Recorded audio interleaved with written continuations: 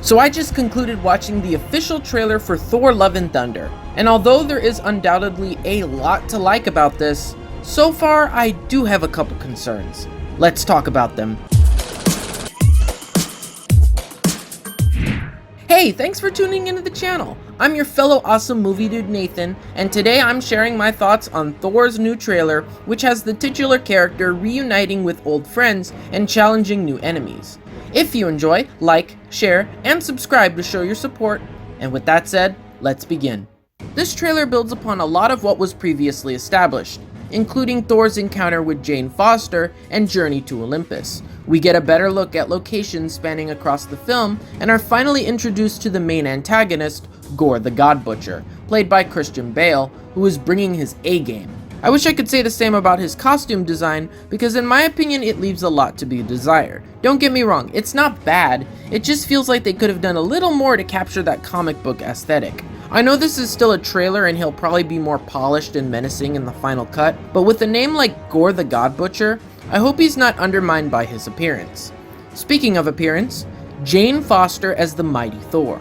When I first saw her in the teaser trailer, I was convinced she was a fully fledged warrior, having mastered Mjolnir and her powers, but now we know from a line in the trailer that she's still getting used to it, and hasn't fought many villains. This sets up an interesting dynamic with Thor, and opens the door for him to act as a teacher and provide his wisdom and experience.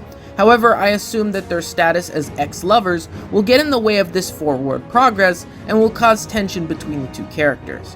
In my opinion, this is a great setup for building chemistry between Jane and Thor, leading to them either accepting that they're better apart or meant to be. If their tension is any indication, we'll see them gradually warm up to one another as the film progresses. And on that note, let me tell you what I need to gradually warm up to: Thor's blue and gold armor. Although I was initially on board with this stark contrast to his usual attire, having seen the full armor and headpiece, I can't help but feel it's a little too flashy, to the point where it's distracting and stands out like a sore thumb.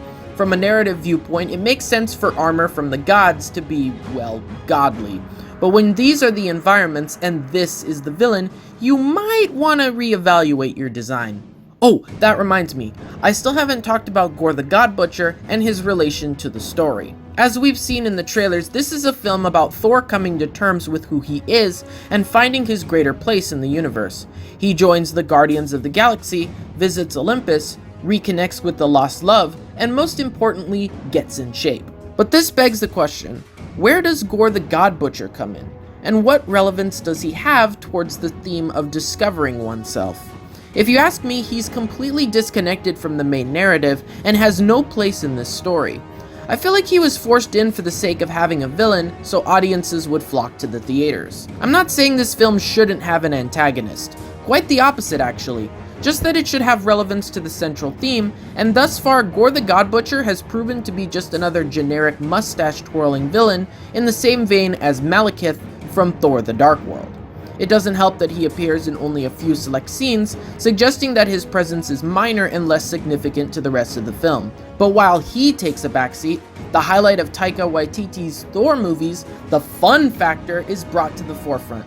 God, where do I even begin? This movie looks like an absolute blast from start to finish. It is loaded with locations to explore, like this cave, planet, and Olympus, which is in my opinion one of the coolest places Marvel has ever designed. It is chocked full of thrilling action sequences which speak for themselves, and the humor, it will tickle your funny bone regardless of age. It is universally laugh out loud. I take off your disguise and flick.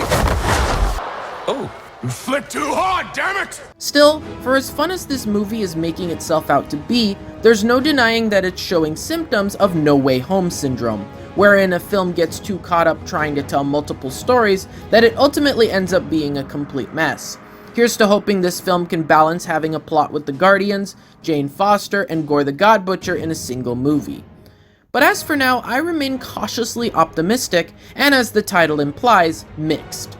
Part of me believes this will be a great movie, but there's that little shred of doubt that stems from the problems I listed in this video, particularly that of the story.